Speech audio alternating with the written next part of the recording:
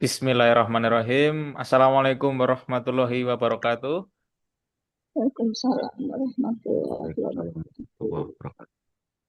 Selamat malam Bapak Ibu teman-teman pelaku usaha, pengusaha jaringan Sumu sekalian. Kembali lagi bersama kami Sumu di webinar Sumu Katalis setelah sekian lama vakum ya di bulan Ramadan.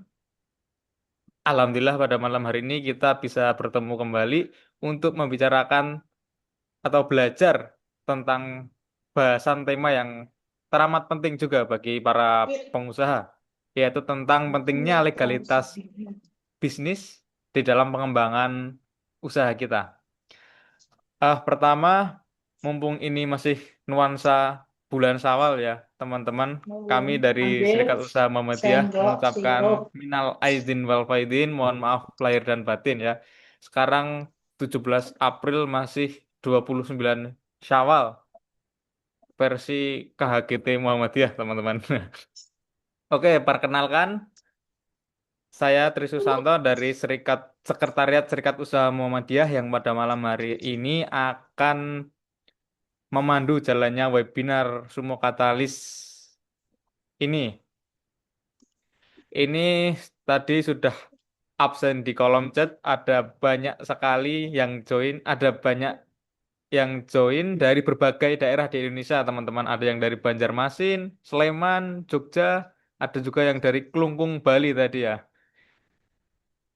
Ini semoga bisa menjadi ikhtiar dan sarana bagi kita untuk bisa saling belajar di Sumu ini dan juga saling mendukung dari anggota untuk anggota. Oke, pada malam hari ini marilah kita mulai webinar Sumo Katalis ini dengan membaca basmalah bersama-sama, teman-teman. Bismillahirrahmanirrahim. Bismillahirrahmanirrahim. Jadi Sumo Katalis ini adalah salah satu program unggulan dari Serikat Usaha Muhammadiyah untuk membuka peluang kolaborasi, pertukaran ide dan pengembangan usaha dari anggota untuk anggota Sumo yang lain. Program ini meliputi kurasi dan pendampingan bisnis, penyelenggaraan webinar, diskusi peluang kolaborasi, dan juga penyebaran informasi atau promosi melalui jaringan Sumo. Jadi, webinar pada malam hari adalah merupakan salah satu rangkaian dari program Sumo Katalis dan juga terbuka untuk teman-teman sekalian yang juga kalau berminat untuk memanfaatkan program unggulan ini. Nah, pada malam hari ini Sumo Katalis mengambil tema yang sangat penting yang sudah tadi saya sebutkan, yaitu pentingnya legalitas usaha dalam pengembangan bisnis ya. Ini menjadi tema yang sangat relevan untuk kita bahas, teman-teman, dan juga telah menggandeng bisnis dari salah satu anggota Sumu, yaitu dari Mas Reza dari PT Urusin Solusi Bisnis. Nah, ini nanti pada malam hari ini kita akan belajar dari beliau-beliau dari Urusin tentang seputar legalitas bisnis, teman-teman. Nanti bagi teman-teman yang ada pertanyaan bisa langsung ditulis di kolom chat dan juga bisa langsung disampaikan melalui mic pada sesi tanya jawab nanti.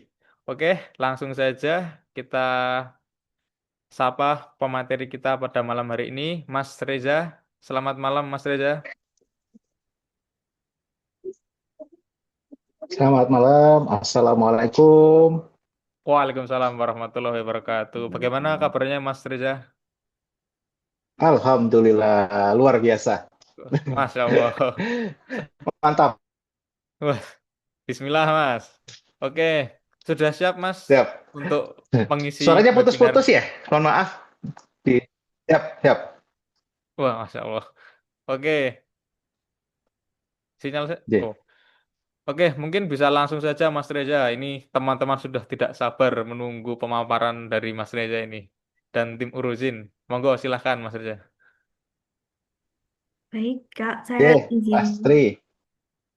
Nah, Assalamualaikum warahmatullahi wabarakatuh. Salam kenal, selamat malam Bapak Ibu. Perkenalkan, nama saya Muhammad Reza Adianto dari PT Urusin Solusi Bisnis. di mana malam hari ini kita akan sharing ya. Kita tidak menggurui, tapi hanya sharing terkait dengan hal yang paling basic, betul yang disampaikan oleh Mas Tri, bahwasanya legal itu paling dasar. Waktu saya masih ingat, waktu Mas Gufron memberikan mentor di Venture Capital Academy, itu adalah ada salah satu apa namanya pokok bahasan terkait dengan legalitas. Nah, sebelum kita berbicara secara detail atau mendetail terkait dengan legal, saya mohon izin di pada malam hari ini saya mengajak rekan saya yaitu Mbak Feren. Ya, suara saya terdengar Mbak Feren? Iya, terkenal Bapak. Selamat malam semuanya. Saya Fiarenes. Iya, Ya, ya. Silakan Mbak Feren, mungkin bisa di-share, ditampilkan. iya Pak. Terima kasih banyak. Saya izin share screen.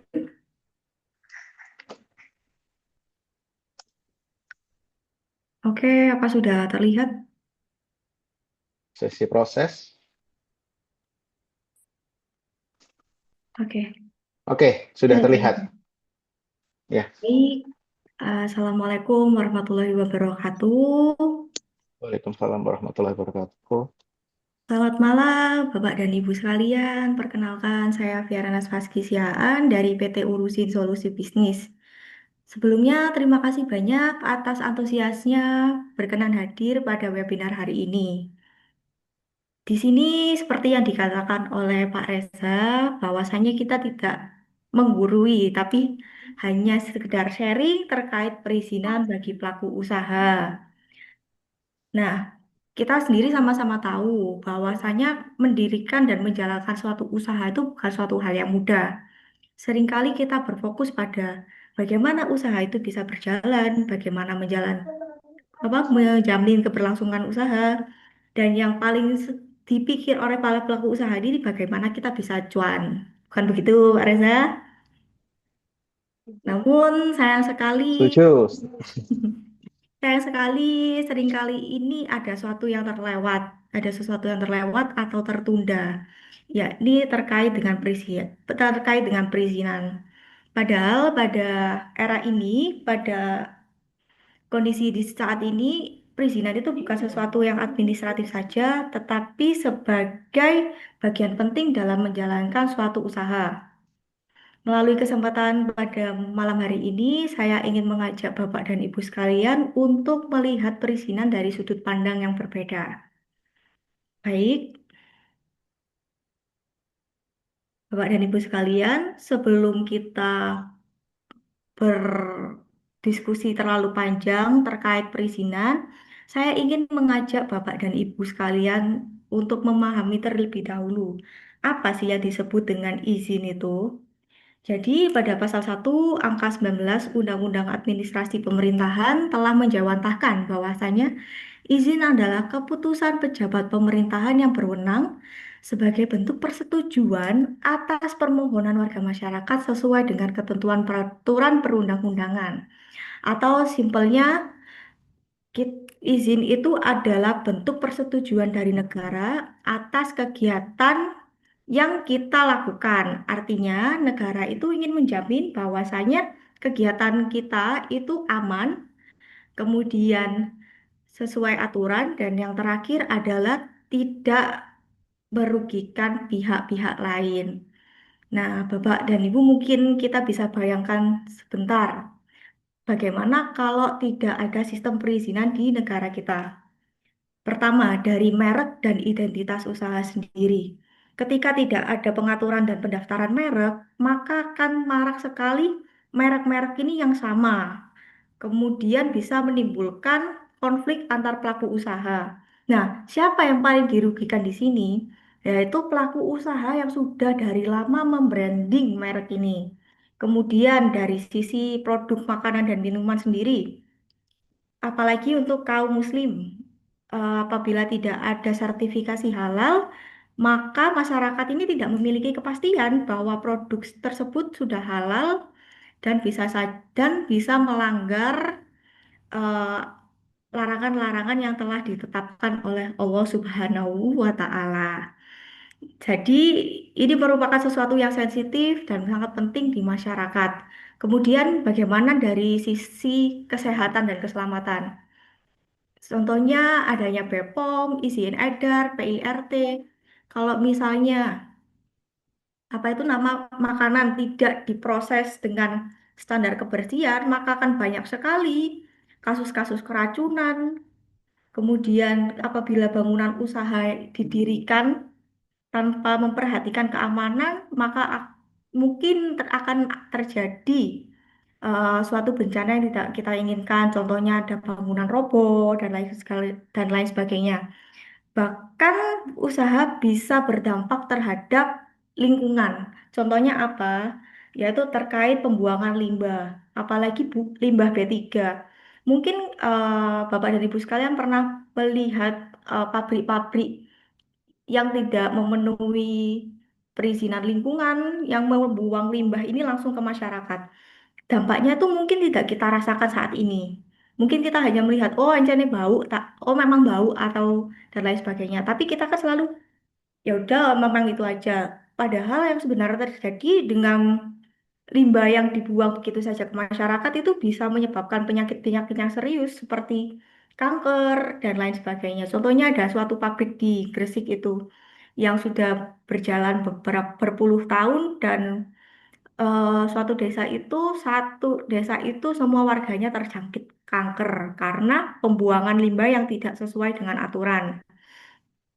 Jadi dari gambaran-gambaran ini kita bisa melihat bahwasannya perizinan usaha itu bukan hanya semata-mata administratif, tetapi bagian dari sistem untuk menjaga keseimbangan, baik antara pelaku usaha dengan masyarakat, dan pelaku usaha dengan lingkungan. Sehingga dari penjelasan ini, saya harap Bapak dan Ibu sekalian bisa mengubah mindsetnya bahwa perizinan diciptakan itu bukan untuk menghambat pelaku usaha, karena kan seringkali pelaku usaha mengatakan bahwa pengurus izin itu selalu ribet dan lain sebagainya. Sebenarnya tujuannya bukan untuk membuat pelaku usaha ini terhambat pelaksanaannya, tapi sebaliknya diciptakan untuk mendukung para pelaku usaha. Baik, Bapak dan Ibu sekalian. Supaya lebih mudah dipahami, di bagian ini saya akan menjelaskan bagaimana alur perizinan itu sendiri. Coba kita bayangkan ketika ingin membuat suatu restoran di suatu ruko atau bangunan. Eh, dalam praktiknya, kita bisa saja pembuka resto itu. Tapi secara aturan ada tahapan yang seharusnya dilalui, yaitu dari perizinan dasar dulu. Jadi bertahap dari perizinan dasar, perizinan berusaha, dan perizinan penunjang atau PBUMKU. Dari perizinan dasar sendiri kita harus lihat terkait tata ruangnya, KKPR atau PKKPR. Kita harus melihat suatu daerah itu apakah lokasinya sesuai dengan tata ruang yang sudah ditetapkan oleh pemerintah. Kemudian dari izin lingkungan, kita harus memastikan apa kegiatan usaha ini aman untuk lingkungan sekitar. Kemudian PBG atau SLF, kita harus memastikan bahwa bangunan ini layak untuk digunakan sebagai lokasi usaha. Nah, setelah kita sudah memastikan ini sudah clear, sudah sesuai, maka kemudian kita baru pindah ke perizinan berusaha yang kita bisa akses di OSS RBA. Nah, melalui sistem OSI ini, Bapak dan Ibu bisa membuat atau menerbitkan nomor induk berusaha sebagai identitas usaha. Kemudian ada sertifikat standar yang tergantung dengan resiko KBLI-nya. Ada yang resikonya rendah, menengah, menengah rendah, menengah tinggi, dan resiko tinggi. Kemudian menyesuaikan dengan kegiatan usahanya, eh, setelah usahanya sudah terdaftar, belum tentu kita langsung bisa beroperasi sepenuhnya karena ada izin tambahan ini, yaitu perizinan kegiatan usaha PB Unku. Nah, di sini itu apa aja sih? Seperti kalau usaha minum makanan atau minuman, perlu ada izin halalnya, bisa juga PIRT, atau dari BPOM, atau izin edarnya. Kemudian kita beralih ke bagaimana kalau perizinan ini tidak dipenuhi. Pada dasarnya sebenarnya eh, sanksi-sanksi apabila tidak dipenuhi ini tergantung dengan peraturan perundang-undangan yang berlaku. Kalau BPOM apabila tidak dipatuhi ada sanksinya sendiri. Kemudian kalau PIRT tidak dipenuhi ada sanksinya, halal, SIPA, dan lain sebagainya selalu ada sanksinya. Kurang lebih ada sanksi administratif, kemudian penghentian operasional, bisa juga kita digugat secara perdata karena melanggar pelindungan konsumen, kemudian ada pidana juga. Nah, seringkali pelaku usaha ini mendapatkan surat cinta dari kepolisian karena tidak memenuhi izin. Nah, biasanya kan paling keluar banyak di sini ini.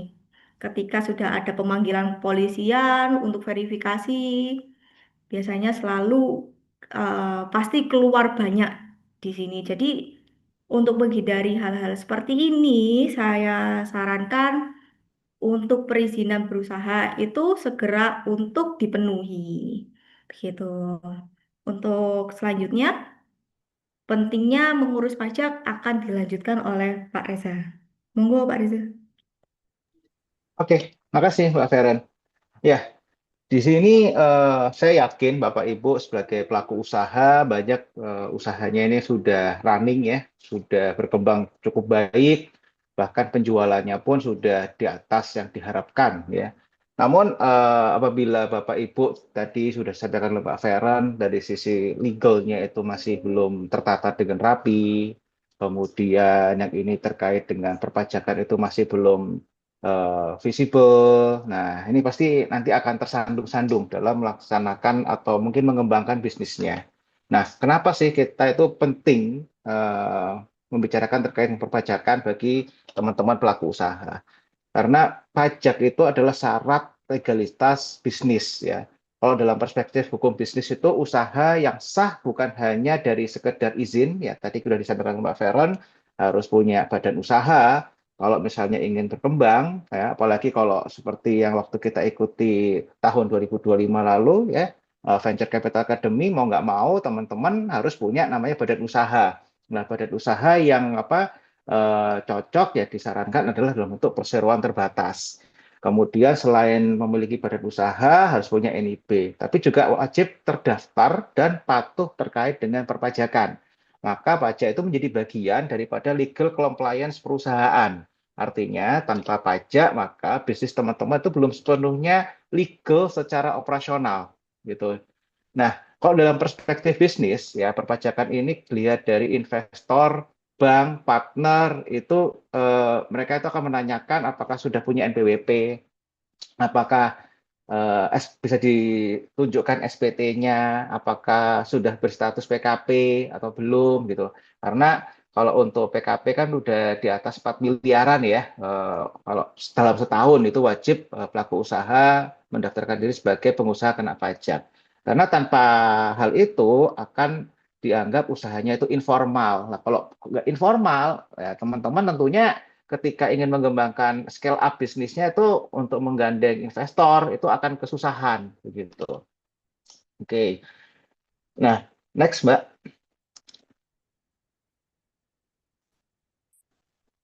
Nah, tantangannya apa bagi teman-teman biasanya kalau menghadapi legal, menghadapi keuangan atau mungkin perpajakan, biasanya itu ya sebagaimana yang mungkin teman-teman hadapi ya, kami sangat memahami teman-teman di sini pelaku usaha yang sudah sangat disibukkan dengan produksi, sudah sangat disibukkan dengan pemasaran, ya. Apalagi teman-teman ini mungkin timnya masih growth ya, lagi memilih tim, apalagi di era seperti sekarang itu tim yang solid, yang dapat dipercaya sangat penting. Sehingga kami menyadari akan apa kekurangan dalam hal pendokumentasian administrasi yang secara baik. Nah, oleh karena itu kami dari Uruzin, kami apa berkesempatan ya, ingin bekerja sama, ingin membantu Bapak Ibu yang bisnisnya ingin scale up,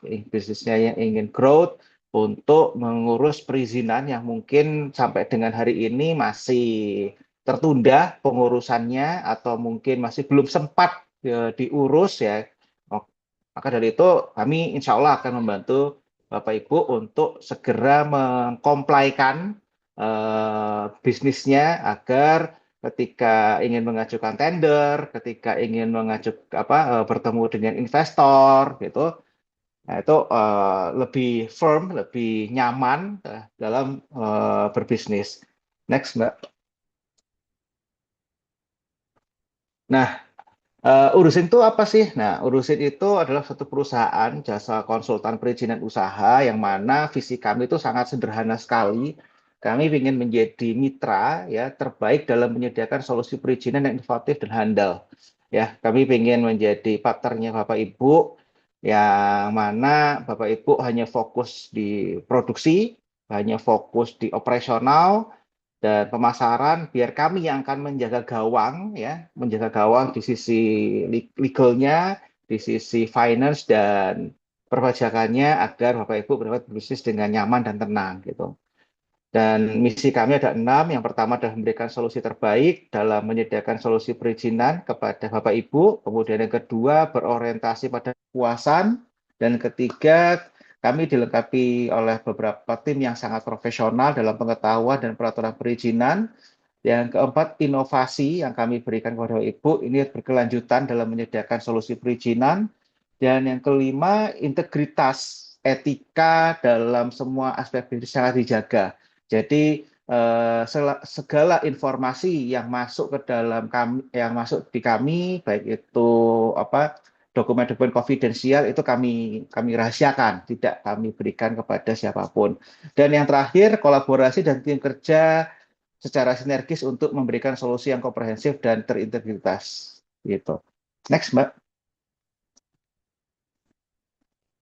Nah, layanan kami terdiri apa saja? Nah, Urusin itu memiliki layanan notarial ya, mulai dari yang pertama pendirian perusahaan ya, baik itu PT, kemudian CV, atau mungkin Bapak Ibu yang saat ini ada rencana untuk mendirikan dapur SPPG MBG, yaitu dalam bentuk yayasan, monggo kami juga bisa support ya kebutuhan Bapak Ibu untuk pendirian yayasan atau mungkin perkumpulan.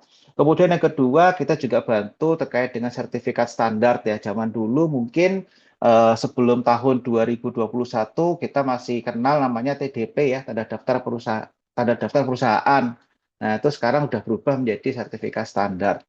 Kemudian ada NIB, kemudian merek ya, kekayaan intelektual, paten, paten sederhana bagi teman-teman yang mungkin bisnisnya terkait dengan teknologi ya, sebelum dipasarkan ke khalayak umum, saya sangat menyarankan untuk segera didaftarkan patennya, minimal paten sederhana, supaya ketika temuannya Bapak Ibu itu ternyata booming di masyarakat, nah itu tidak gampang di copy paste oleh kompetitor ya, seperti itu. Terus kemudian sertifikasi halal di mana pada tanggal 17 Oktober 2026 ini merupakan batas akhir daripada seluruh pelaku usaha yang ada di wilayah Republik Indonesia harus memiliki sertifikasi halal. Khususnya bagi teman-teman yang bergerak di bidang pertama F&B itu udah pasti, kemudian yang kedua adalah di bidang kecantikan ya, kosmetik, farmasi, terus kemudian jasa seperti jasa penyembelihan ya, rumah potong ayam, rumah potong eh, hewan, terus kemudian barang gunaan. Mungkin teman-teman di sini saya yakin ada yang bergerak di bidang kemasan ya, plastik yang mana saat ini mungkin tantangannya lumayan ya untuk industri plastik, harganya cukup mahal karena ada peperangan di Timur Tengah. Namun jangan lupa untuk segera disertifikasi halalkan bila belum sempat mengurus sertifikasi halal. Terus kemudian ada BPOM, PRT, izin lingkungan, dan beberapa perizinan lainnya. Next, Mbak. Nah, Alhamdulillah kami berdiri sejak tahun 2023. Kami perusahaan yang cukup masih sangat muda dan digawangi oleh teman-teman yang masih sangat muda juga memiliki keinginan yang sangat kuat untuk membantu Bapak Ibu, di mana kami sudah dan apa namanya membantu beberapa teman-teman pelaku usaha, seperti contoh Mister Supre, terus kemudian Samator, terus kemudian ada perusahaan Tirtamas Cold Storage yang bergerak di bidang cold storage ya, terus dan beberapa perusahaan food and beverage lainnya, dan beberapa perusahaan yang bergerak di bidang logistik ya. Ini cukup mungkin Bapak Ibu ada yang bergerak di bidang logistik, yang mungkin yang tidak familiar itu logistik itu sekarang wajib juga untuk disertifikasi halalkan. Tadi saya mohon maaf belum menyebutkan ya di bidang jasa di logistik, di mana truk yang mengangkut bahan makanan seperti minyak goreng, seperti susu, kedelai, beras, dan sebagainya, sembako. Nah, dari Pulau Jawa, bahkan keluar Pulau Jawa itu sekarang wajib tersertifikasi halal. Bahkan gudang, tempat penyimpanan bahan makanan, minuman, kosmetik, dan obat-obatan itu pun juga wajib tersertifikasi halal. Sehingga wajib bagi para pelaku usaha menjaga halal value chain-nya dari hulu sampai dengan hilir. Seperti itu. Next. Oke, jadi Uruzin itu ada di mana sih, Pak Reza, Mbak Ferens? Oke, Uruzin itu kami yang berkantor di Surabaya, tepatnya di Jalan Ahmad Yani nomor 153. Kami berada di Geraha TI, di mana Insya Allah bagi teman-teman yang mungkin domisili usahanya itu sekitar Surabaya atau Jawa Timur, monggo mungkin silaturahmi ke kantor kami untuk membicarakan terkait dengan perizinan, keuangan, perpajakan, atau mungkin hal-hal lainnya yang mungkin bisa kita kolaborasikan bersama untuk kemajuan kita. Ya, mungkin itu yang bisa kami sampaikan. Kalau misalnya ada yang ingin ditanyakan, baik itu secara chat maupun komunikasi langsung, kami persilakan. Baik, kembalikan ke Mas Tri. Monggo, Mas Tri. Siap, terima kasih Mas Reza dan Mbak Fires. Panggilannya siapa ya, Mbak Fires? Iya, Viren. oh, Mbak Firens. Oke, Mbak Viren, Firen. benar. Pemaparan yang cukup komprehensif dari dari teman-teman urusin ya. Mulai tadi dijelaskan tentang apa itu izin dari Undang-Undang Administrasi Pemerintahan, terus juga tentang dasar usaha itu, izin itu untuk mendukung usaha bukan menghambat usaha. Juga tadi sampai dijelaskan juga layanan-layanan dari PT Urusun Solusi Bisnis. Nah, saya kira teman-teman udah sangat tertarik dan tidak sabar untuk bertanya ya. Oke, kita buka termin pertama, yaitu 3 pertanyaan. Bagi teman-teman yang mau bertanya bisa rasain dulu. Kita utamakan yang mau open mic dulu. Mari teman-teman.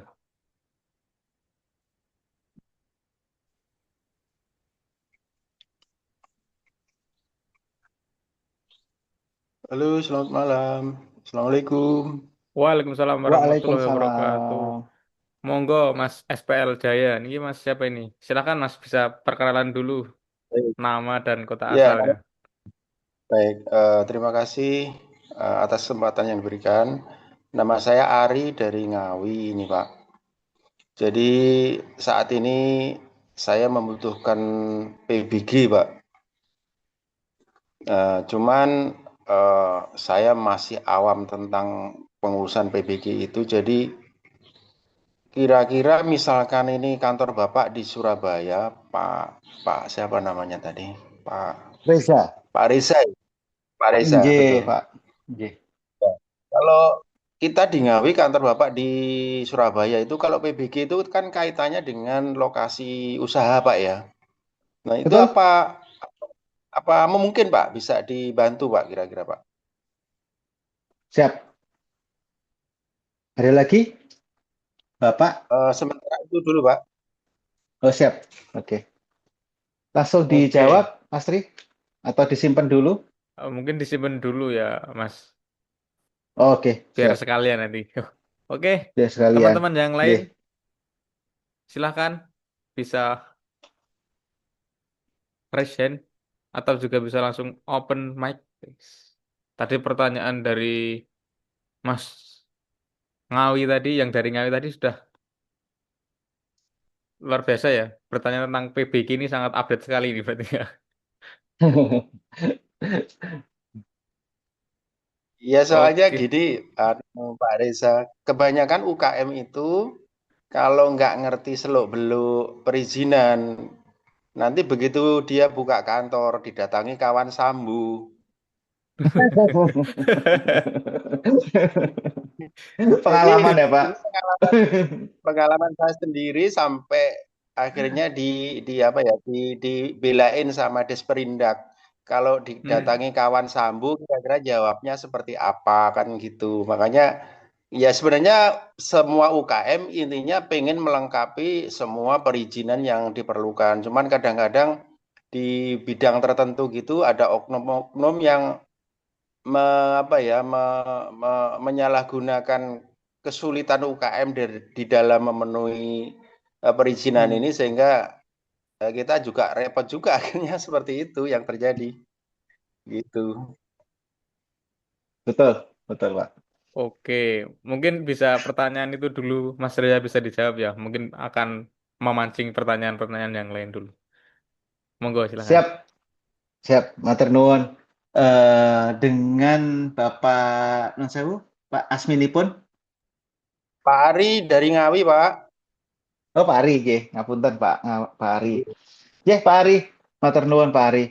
Ya, mungkin buat teman-teman yang apa namanya terkait dengan PBG, sekedar apa sharing saja bahwasanya PBG itu dulu namanya IMB ya, Bapak Ibu. Dulu namanya IMB atau izin mendirikan bangunan. Namun sejak tahun 2021 itu sudah diganti namanya jadi PBG. Ya, istilahnya aja diganti ya, persetujuan bangunan gedung gitu. Nah, bedanya apa? Kalau dulu itu IMB eh, apa namanya izin sebelum bangun, nah begitu persetujuan teknis ya, lebih teknis berbasis standar dan sekarang alhamdulillah pengajuannya pun secara digital. Kalau dulu kan kita harus dari meja ke meja seperti itu. Namun karena sekarang di digital, sekarang syaratnya lebih ketat ya, pengajuannya pun lumayan, di mana setiap pengajuan wajib di wajib memiliki tenaga ahli, Pak Ari, di mana tenaga ahli arsiteknya itu sudah tersertifikasi, eh, saya lupa itu arsitek ya, Madya, di mana sudah ada sertifikasinya itu diajukan kepada tata ruang itu disetujui gitu. Nah, untuk persyaratannya dibagi 3 kelompok, di mana yang pertama adalah persyaratan pemohon, itu standar ya. Pemohon itu kalau perorangan ya cukup KTP, kemudian NPWP, sama NIB. Kalau itu dalam bentuk bangunannya untuk usaha. Tapi kalau untuk rumah tinggal nggak perlu NIB, cukup KTP sama NPWP. Tapi kalau untuk perusahaan gimana? Kalau perusahaan ya standar juga ya akte pendirian, terus kemudian SK Kemenkumham, NIB, NPWP perusahaan, kemudian KTP pengurus perusahaan. Nah, itu data pemohon. Kemudian yang kedua ada data tanah. Nah, data tanah itu terdiri dari apa saja? Yang pasti ya sertifikat tanahnya, ya, baik itu sertifikat dalam bentuk hak milik atau hak guna bangunan atau SHGB. Terus setelah itu dipastikan kalau misalnya tanah itu tidak ada sengketa, ya, eh, bisa dicek di Badan Pertanahan Nasional untuk apa tanahnya Bapak Ibu. Kalau misalnya tanah itu pengen Ibu beli atau pengen Ibu akuisisi, ya. Terus kemudian dokumen teknis. Nah, dokumen teknis itu umumnya terdiri apa saja? Itu pertama gambar arsitektur, ya, arsitektur yang digambar oleh tenaga ahli yang saya sampaikan tadi. Terus kemudian ada gambar struktur, ada gambar utilitas, yang utilitas itu seperti gambar air, listrik gitu ya. Terus rencana teknis bangunan, nah itu diajukan kepada Dinas Tata Ruang.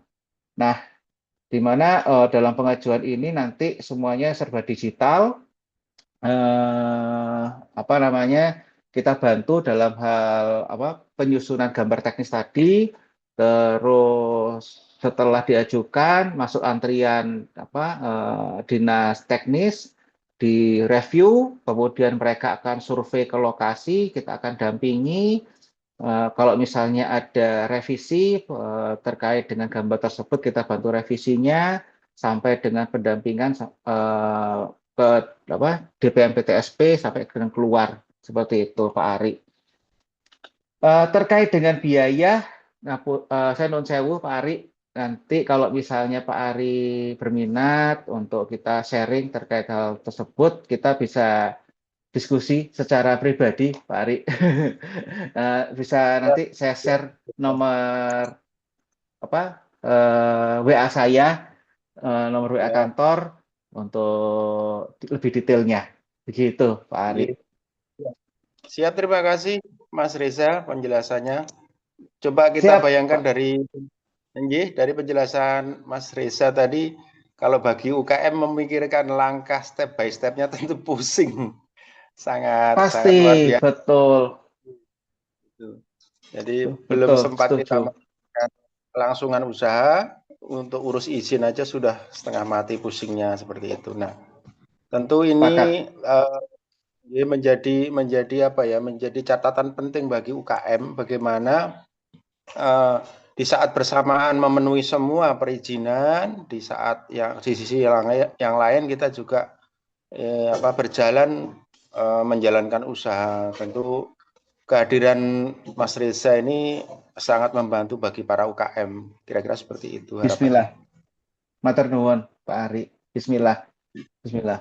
Nggih. Nanti saya minta nomor kontaknya Mas Reza. Siap, siap, Pak Ari. Siap. Nomor kontak. Nanti kita akan share ya, Pak Ari, di apa namanya di sesi akhir, ya.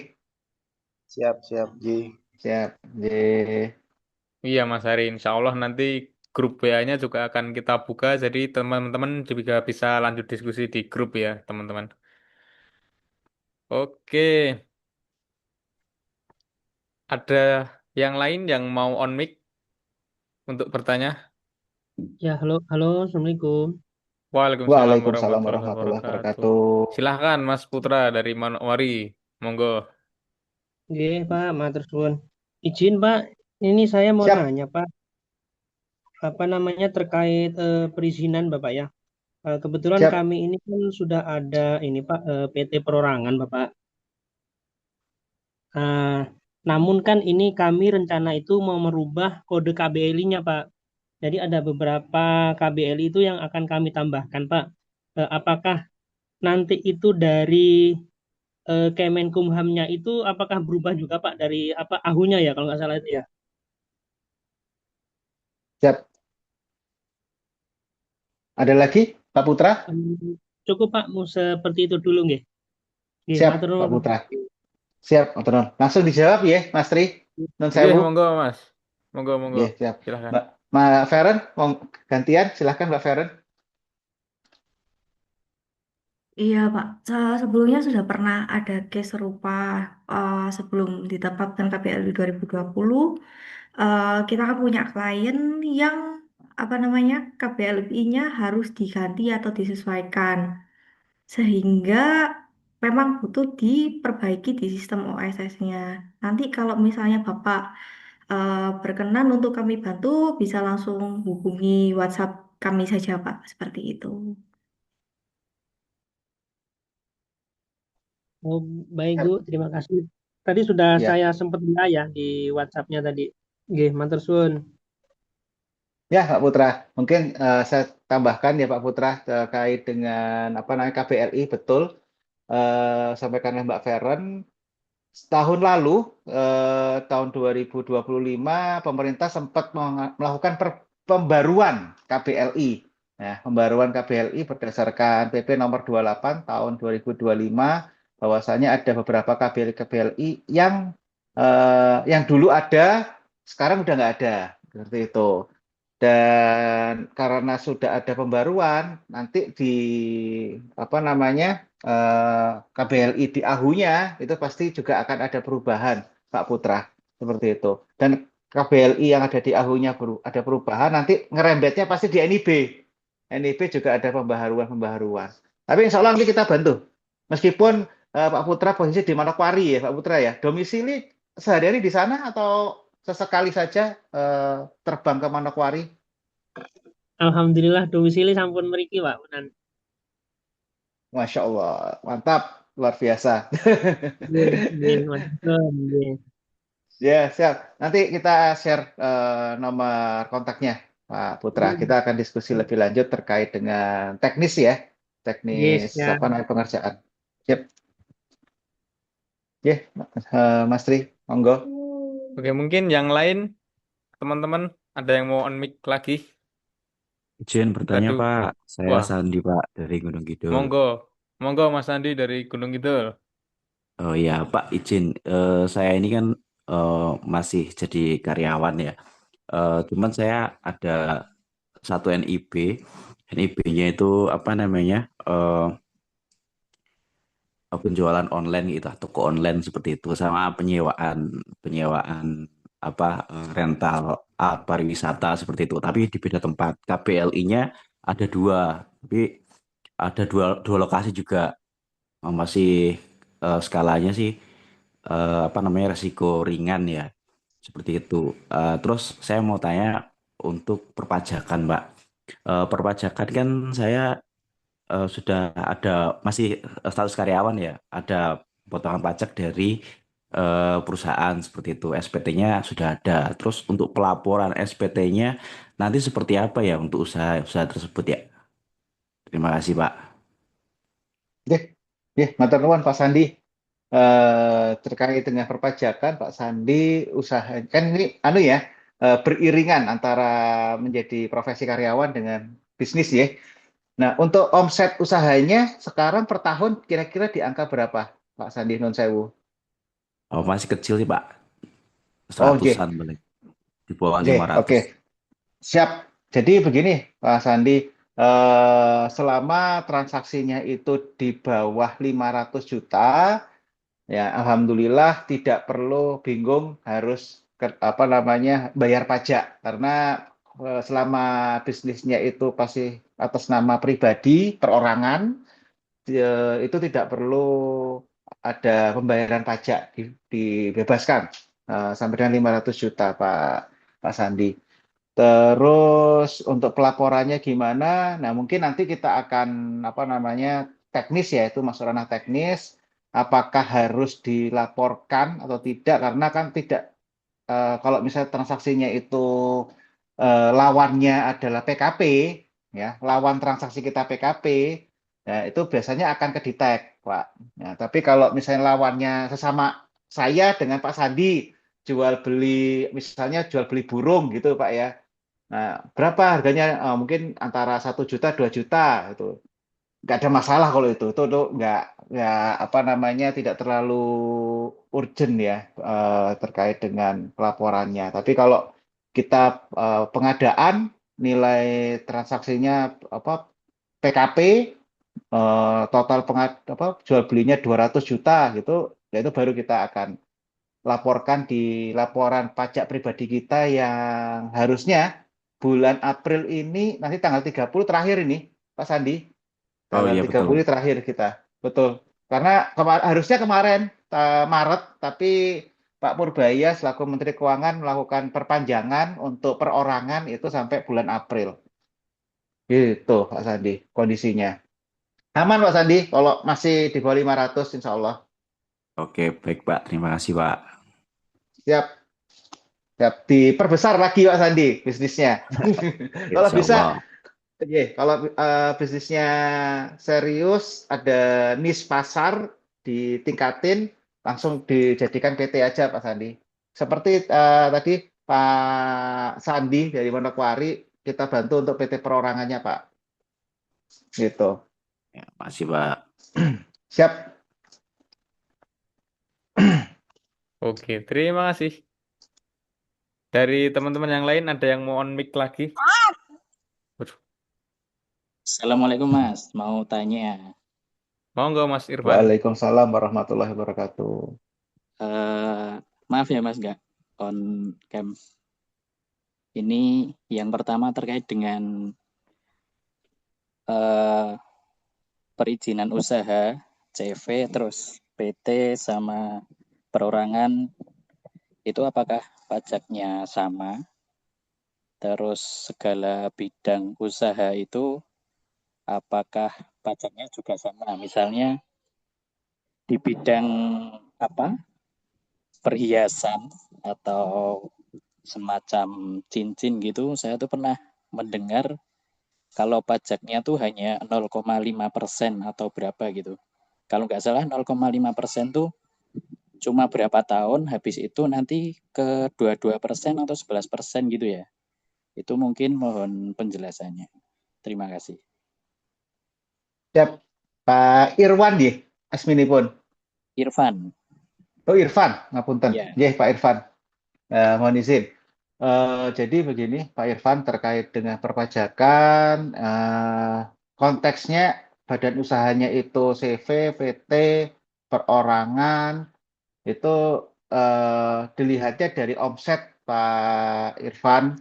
Kalau apa sebenarnya itu kalau perorangan itu ada kemudahan ya, ada insentif dari pemerintah untuk usaha mikro khususnya perorangan tidak perlu membayar pajak dengan omset di bawah 500 juta.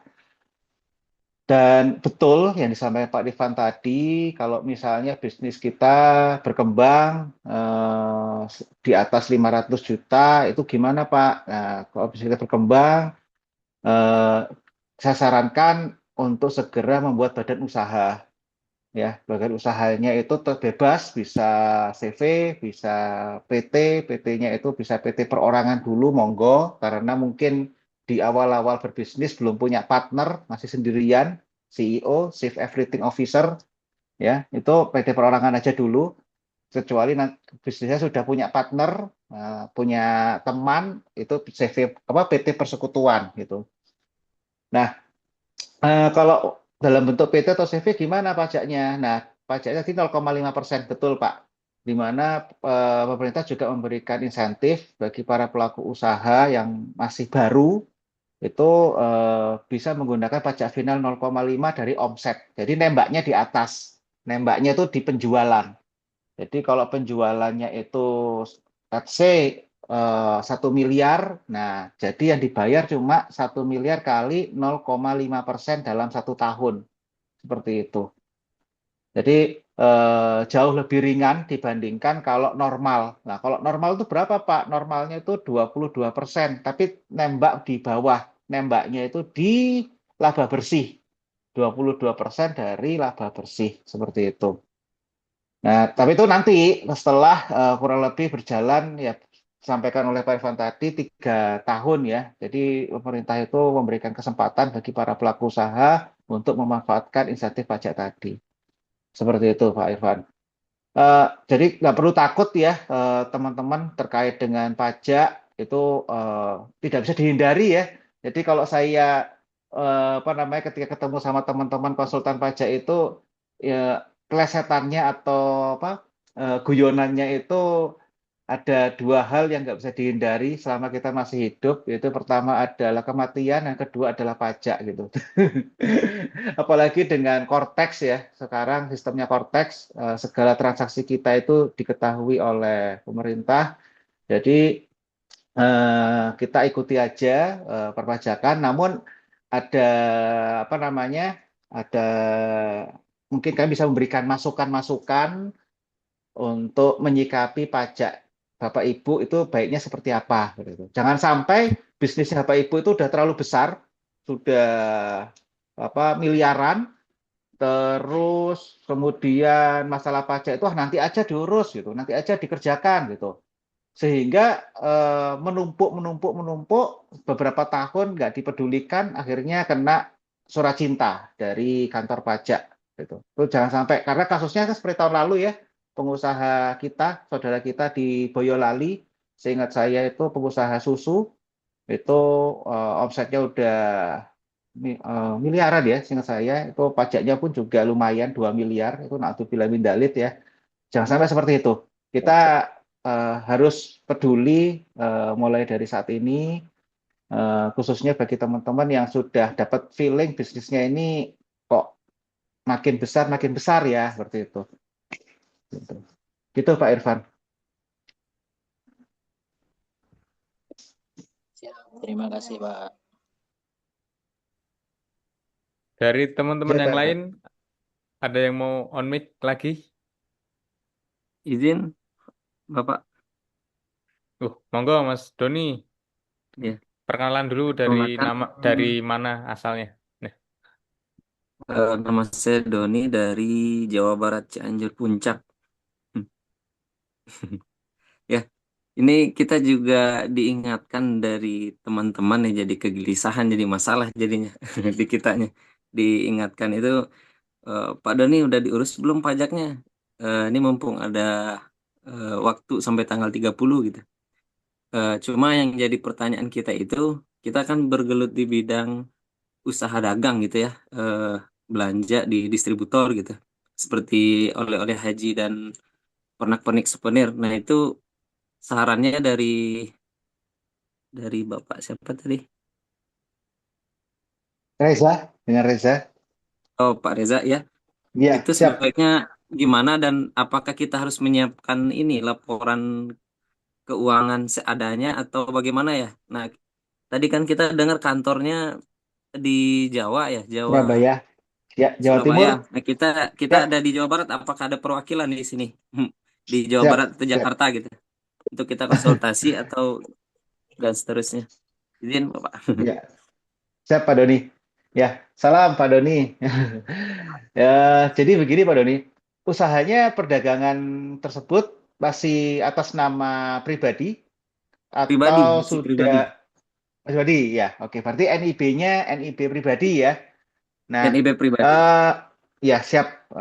Nah, itu teknisnya gimana? Alhamdulillah karena sekarang kan serba digital, Pak ya. Sudah pakai Cortex, jadi tidak seperti 5 tahun, 10 tahun yang lalu kita lapor pajak harus ngantri di kantor pajak secara fisik Hmm. itu zaman dulu. Sekarang udah pakai Cortex sehingga insya Allah kita bisa diskusi terkait dengan pajaknya Pak Doni dan itu baiknya seperti apa. Nah, mungkin eh, karena tadi saya sudah sampaikan, kalau untuk bisnisnya masih pakai nama individu pribadi, itu ada insentif ya, Bapak Ibu, di bawah 500 juta itu tidak perlu bayar pajak, namun tetap lapor ya. Lapornya Hmm. tetap gitu, selama punya NPWP. Punya NPWP. Tapi kalau pengusaha punya NIB pasti punya NPWP. Nggak mungkin nggak punya Pasti. NPWP. Nah, itu tetap lapor. Tetap lapor meskipun di bawah 500 seperti itu. Namun nggak usah khawatir, nggak kena pajak. Kalaupun nanti, oh Pak, bisnis saya udah miliaran Pak gitu. Nah, nanti kita lihat teknisnya, kita bantu penyusunan laporan keuangannya kalau itu dibutuhkan. Tapi kalaupun misalnya apa namanya tadi pakai insentif 0,5%, kita akan rekap dari penjualannya Pak Doni saja yang tercatat di mutasi rekeningnya Pak Doni. Itu kita akan bantu di sana identifikasi berapa sih penjualannya itu yang nanti akan dikali 0,5% Pak Doni. Gitu teknisnya. Baik, Pak. Atur nuhun. Satu lagi, Pak. Siap, siap Pak Doni. Kebetulan juga kan kita punya teman dari supplier kita gitu ya. Dia itu Siap. sering gonta-ganti rekening. Nah itu tujuannya apa ya? Setahun yang lama dimatiin, terus buat lagi yang baru. Atas namanya sama. Atas namanya sama. Izin bertanya, Pak, supaya kita Waduh. nggak penasaran dan mungkin ada solusi juga nanti buat kita. Gonta-ganti rekening ya. Gonta-ganti rekening. Saya baru tahu modus itu. Ya. Jadi gini, Pak, kalau beberapa tahun lalu sebelum Cortex ya, pakai DJP, Direktorat DJP online ya. DJP online itu ada teknis untuk menyikapi tentang pajak itu kita ganti bukan ganti objek pajak misalnya CVA kemudian udah gede miliaran di atas 4 miliar dipecah ke CVB gitu atau ke PTA atau ke PTB jadi berbeda. Itu tujuannya untuk memecah pajak jangan sampai di atas 4 miliar. Kalau sampai 4 miliar kan kena Oh, PKP. Tapi kalau mengganti rekening, nah itu saya baru baru tahu itu. Selama namanya sama ya, kita mau pakai rekening dari bank Fulan atau bank A, bank B, bank C sama aja gitu ya. Namanya oh, sama gitu. Tetap teridentifikasi. Dan teknis tadi yang saya sampaikan dengan memecah CV itu dulu bisa ya, zaman dulu karena masih pakai platform lama. Tapi semenjak Cortex ini kita pakai CV apapun, tapi yang punya di baliknya tetap sama, si Fulan-Fulan juga, yaitu ya tetap kenanya akumulasi gitu, tetap kayak akumulasi. Dan ini apa namanya sekedar ini pengetahuan buat Bapak Ibu, buat teman-teman, kalau misalnya bertransaksi lawannya itu adalah perusahaan besar, misalnya beli bahan baku perusahaan farmasi, perusahaan gede gitu ya. Kita biasanya kan diminta NPWP sama mereka gitu. Nah, terus kita tidak lapor itu pasti akan kedeteksi sama kantor pajak. Pasti akan kedeteksi karena mereka akan menyisir transaksi-transaksinya perusahaan-perusahaan besar tadi. Nah, ini kok ada wajib pajak individu dia sering belanja di tempat kamu, nilainya cukup besar, tapi nggak pernah muncul gitu, nggak pernah lapor pajak. Ini siapa ya? Berarti akan didatangi oleh teman-teman account representatif dari kantor pajak terdekat. Seperti itu. Jadi segera dirapikan. Apalagi buat para teman-teman yang ingin men-scale up bisnisnya, yang ingin bisnisnya makin besar, itu harus dirapikan. Gitu Pak Doni. Insya Allah kita akan bantu Pak Doni meskipun di baik, Pak, terima puncak. kasih banyak. Mohon minta bantuan nanti supaya kegelisahannya ada jalan keluar. Dan Siap Pak Doni. kita juga mungkin bisa dibilang pengen taat juga, hanya berbentur dengan repot tadi yang seperti dibilang penanya sebelum kita tadi. Hmm. Betul. Sepakat. Sepakat Pak Doni. Terima kasih, Bapak. Terima kasih, Pak. Ya, hatur nuhun. Ya, Baik, hatur nuhun Pak Doni. Oke, teman-teman untuk peserta webinar mohon juga bantuannya untuk mengisi form presensi ya yang udah ada di kolom chat ya. Mungkin selanjutnya kita beralih ke pertanyaan di kolom chat Mas Reza, ini ada beberapa ini. Ini dari Mas Siap. Haris sama Mas Abdullah bertanya tentang syarat dan keunggulan untuk buat PT perorangan menggunakan jasa Urusin. Ini gimana ini Mas? Syarat dan keunggulan dari Urusin apa aja? Mungkin bisa dijelaskan. Siap. Ya, Mbak Feran, gimana Mbak Feran?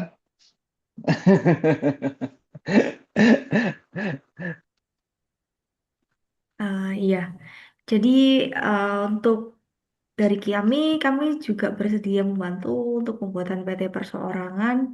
Tentunya kalau menggunakan jasa kami, pelaku usaha, Bapak sekalian, tidak perlu pusing-pusing untuk memikirkan persyaratannya, kemudian mau bolak-balik mondar-mandirnya untuk mengurus pendirian PT perorangan. Dan tentunya karena kami sudah terbiasa untuk melakukan atau memberikan pelayanan pendirian PT Perorangan, tentu saja prosesnya jauh lebih cepat daripada Bapak dan Ibu ini mengurus sendiri pendirian PT Perorangan.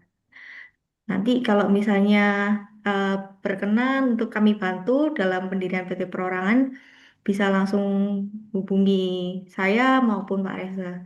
Tadi sudah saya chat melalui DM, ya Bapak. Ya, begitu. Pasti Pak Reza, monggo. Ya, tadi persyaratannya apa saja? Teknis persyaratannya untuk PT Perorangan cukup simpel, Bapak Ibu, yaitu KTP dan NPWP. Udah gitu aja Bapak Ibu. KTP, NPWP. Nah, untuk data ya, informasi data nanti kita akan sampaikan yang pasti data misalnya Bapak Ibu pengen PT apa, namanya apa, gitu, tolong kami disampaikan. Terus pengen usaha dalam bentuk apa saja. Misalnya pengen usaha dalam manufaktur kerupuk gitu kan. Nah, itu juga kami diinfo gitu. Terus kemudian modal yang ingin dilaporkan ke pemerintah itu dalam memulai usaha di angka berapa rupiah dulu, seperti itu. Itu nanti akan kita share ke Bapak Ibu terkait dengan data-data yang kami butuhkan itu apa saja, seperti itu. Oke. Baik, dari Mas Haris dan Mas Abdullah ada yang mau dikonfirmasi lebih dalam?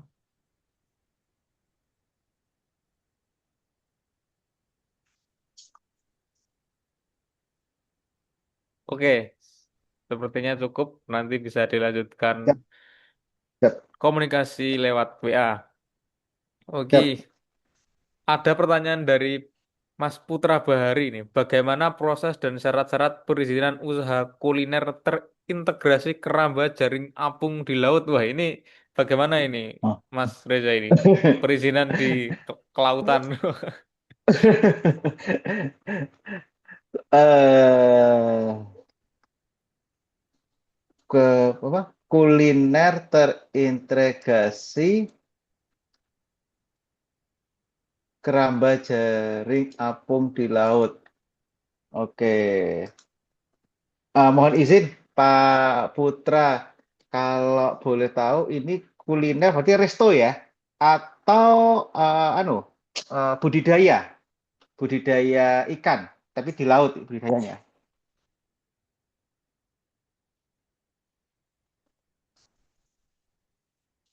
Bagaimana Pak Putra?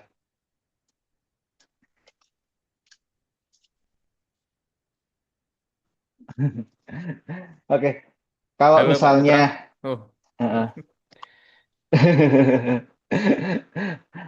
Oke, izin saya anu aja ya. Saya apa? eh, Kalau misalnya izin dasar itu standar ya. Izin dasar itu kalau bisnisnya pakai nama pribadi, nama sesuai KTP, yaitu pasti harus punya NIB, itu paling dasar.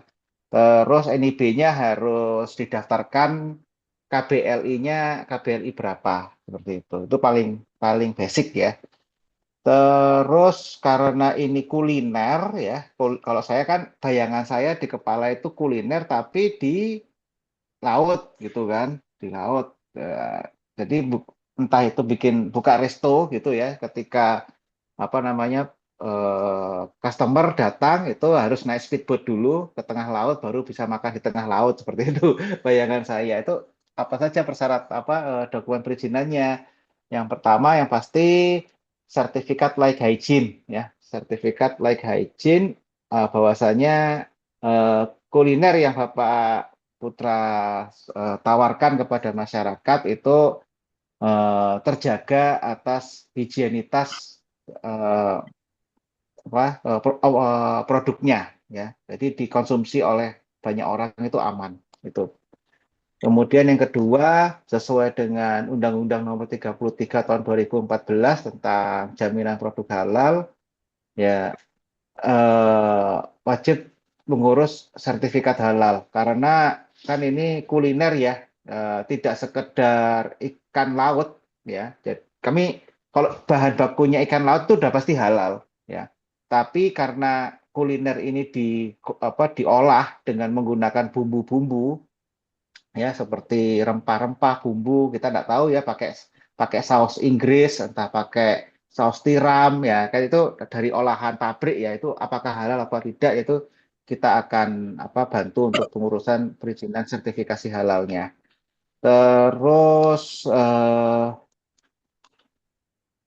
mungkin itu apa namanya yang harus dimiliki. Kalau untuk izin lingkungan paling standar hanya UKL UPL aja ya. Sorry, SCPL maaf, SCPL aja, nggak perlu UKL UPL. Surat pernyataan pemantauan lingkungan itu dimiliki oleh Pak Putra. Kalau itu konteksnya kuliner gitu. Eh, apakah ada yang dikonfirmasi, Pak Putra?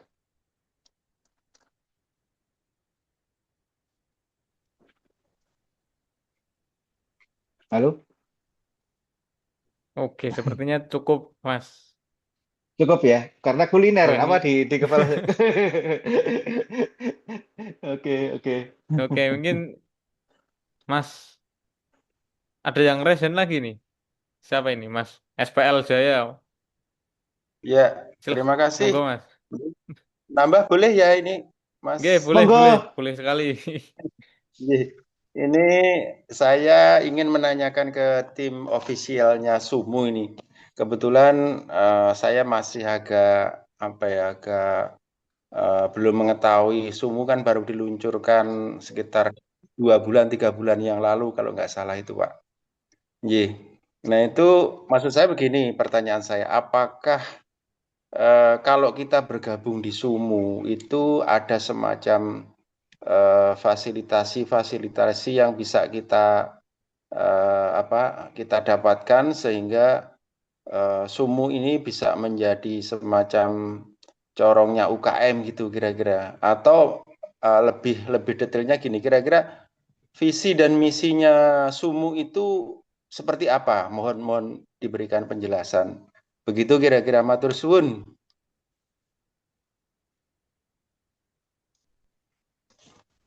Oke, mungkin sedikit di luar konteks ya, Pak.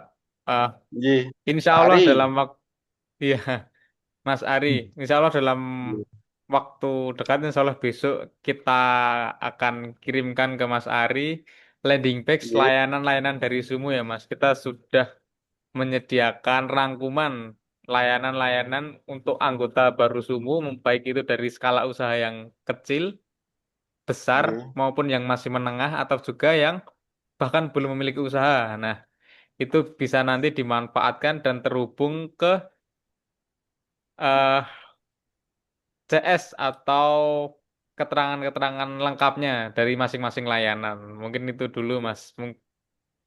Lebih lengkapnya Nggih, bisa dikonfirmasi ke admin Sumu, Mas. nggih, terima kasih. Matur suwun. Oke. Ya, mungkin lanjut ke pertanyaan yang ada di kolom chat ya, Mas Reza. Ini ada pertanyaan dari Mas Andika Praditya, Mas.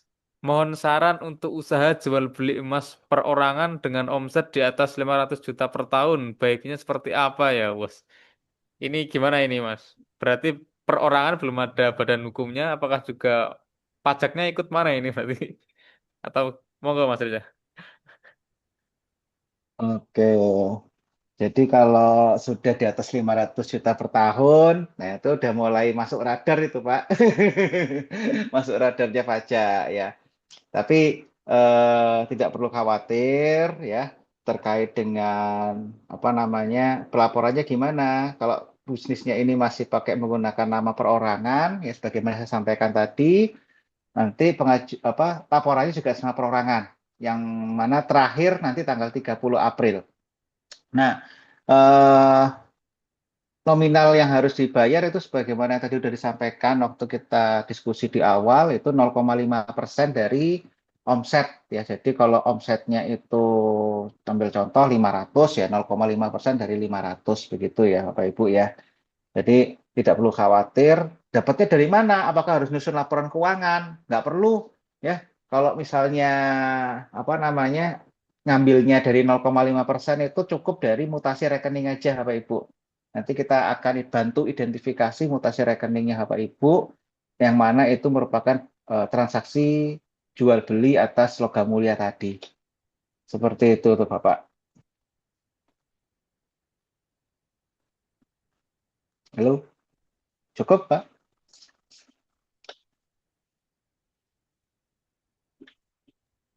Oke, saya kira cukup jelas ya dari penjelasan Pak Reza ya. Iya. Jadi Atau cukup mungkin dari ada mutasi rekening aja. Mm-mm.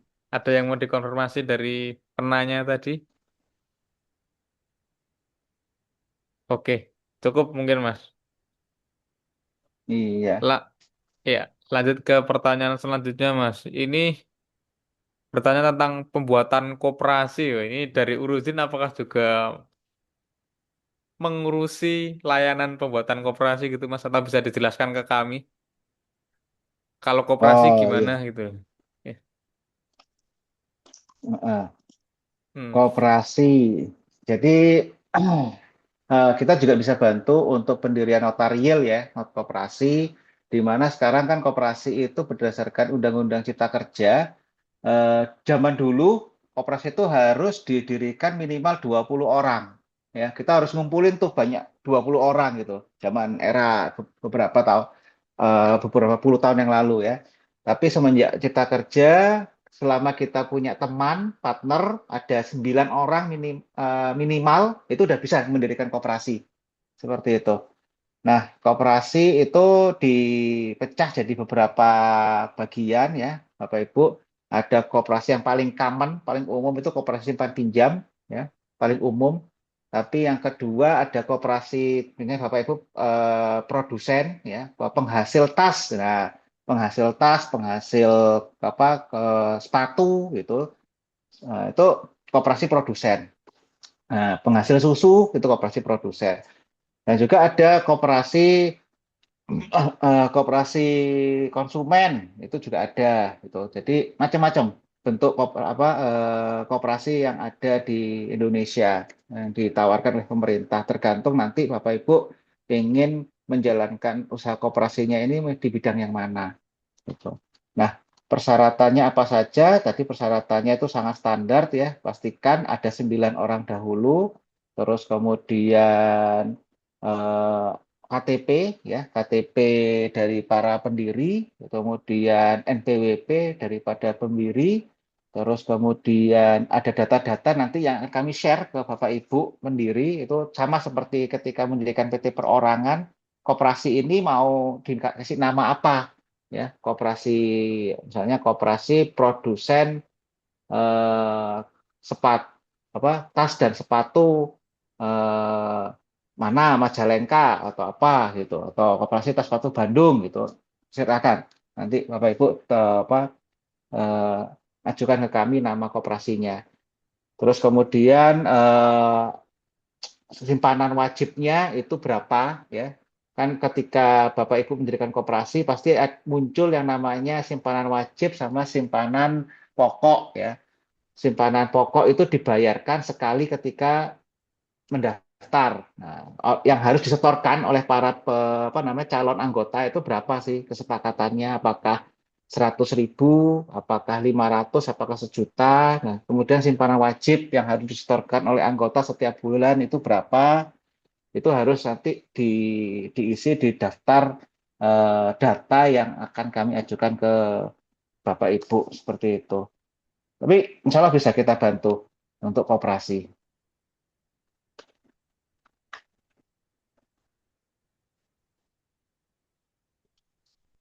Ya, monggo, Mas Tri. Oke, mungkin pertanyaan terakhir ini, Mas Reza. Apakah PT Perorangan bisa di-upgrade jadi PT umum gitu, Mas? Loh. Ataukah harus bikin PT baru? Ini pertanyaan dari siapa ini? Mas Nofri Adel. Nah, mungkin itu, Mas, pertanyaan terakhir. Siap, Mas Nofri. Ya. PT Perorangan apakah bisa di-upgrade ke PT Persekutuan? Tentu bisa, ya, tentu bisa. Jadi, sebagaimana waktu pemerintah merumuskan peraturan terkait dengan PT Perorangan itu sebenarnya menggantikan UD ya. Zaman dulu waktu orang tua kita, zaman-zaman tahun 80, tahun 90 kan sangat familiar dengan namanya UD ya, usaha dagang. Ya. Terus kemudian sekarang eh, dilahirkanlah namanya PT Perorangan. Nah, maksudnya PT Perorangan itu memfasilitasi para pelaku usaha yang mana masih merintis usahanya secara personal, ya, sendiri, semuanya itu masih sendiri, ya, bikin produknya sendiri, masar-masarnya sendiri, gitu, dan usahanya masih terbilang masih mikro ya, mikro sampai dengan kecil. Mikro kecil itu kalau dilihat dari modalnya ya itu di bawah 5 miliar gitu. Nah, itu kalau misalnya masih seperti yang saya sampaikan tadi itu perorangan, PT Perorangan. Tapi kemudian udah berkembang, bisnisnya cukup bagus, cukup baik sehingga butuh suntikan modal dari partner-partner bisnis gitu kan. Nah, itu langsung segera diajukan untuk menjadi PT Persekutuan. Nah, PT Persekutuan namanya apakah bisa sama? Bisa, ya. Namanya bisa sama, jadi kita ajukan ke notaris untuk melakukan perubahan perorangan ke PT Persekutuan gitu. Karena PT perorangan kan nggak perlu notaris ya. Ya, karena modal yang modal sendiri, dikerjakan sendiri, kok direkturnya sendiri, komisarisnya ya sendirian gitu. Ya, jadi nggak perlu notaris. Tapi kalau sudah PT Persekutuan wajib pakai notaris. Gitu, Mas.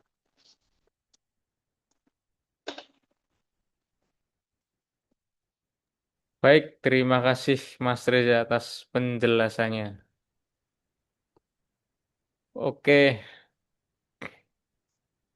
ini kita sudah hampir 1,5 jam ya berdiskusi ya. Diskusinya sudah sangat panjang dan menyenangkan. Loh, juga banyak insight-insight baru yang juga bisa didapat oleh para peserta ya.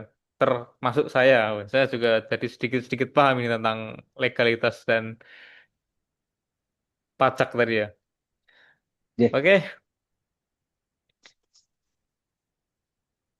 untuk teman-teman yang masih punya pertanyaan dan tertarik untuk berdiskusi langsung dengan Mas Reza dan tim Uruzin, silahkan bisa langsung menghubungi di nomor WA yang ada di kolom chat yang teman-teman, atau juga bisa nanti berdiskusi via grup WA khusus yang sudah kita sediakan.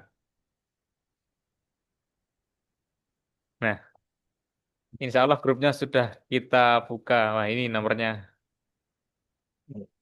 ya mungkin Bapak Ibu ingin diskusi bisa langsung menghubungi kami atau ingin melalui Sumu juga boleh ya Mas Tri ya. Ya, Jadi benar sekali Mas, eh, boleh.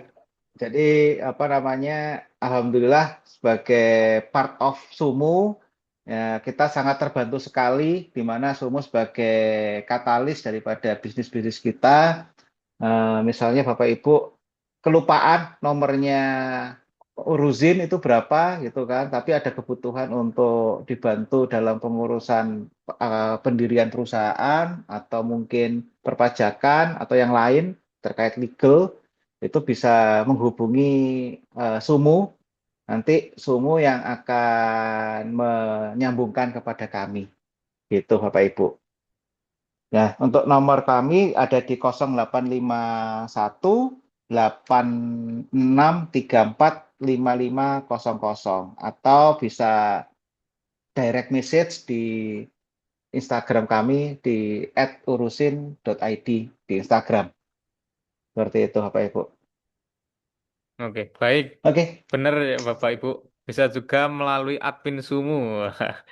Jadi Sumu dan Urujin udah bekerja sama khusus untuk melayani Bapak Ibu dalam membuat legalitas bisnis. Siap. Oke, terima kasih teman-teman yang sudah bergabung di webinar pada malam hari ini. Terima kasih kepada Mas Reza dan tim Uruzin. Semoga webinar malam hari ini bisa bermanfaat dan terus membantu UMKM untuk naik kelas, berkembang menjadi besar, tumbuh, dan Amin. bersama di jaringan Sumu ini. Amin. Akhir kata saya selaku moderator pada malam hari ini memohon maaf jika banyak salah kata dan perbuatan. Semoga teman-teman selalu sehat dan dilancarkan usahanya. Marilah kita tutup webinar pada malam hari ini dengan membaca hamdalah bersama-sama. Alhamdulillah. Alhamdulillahirabbil Alamin. alamin.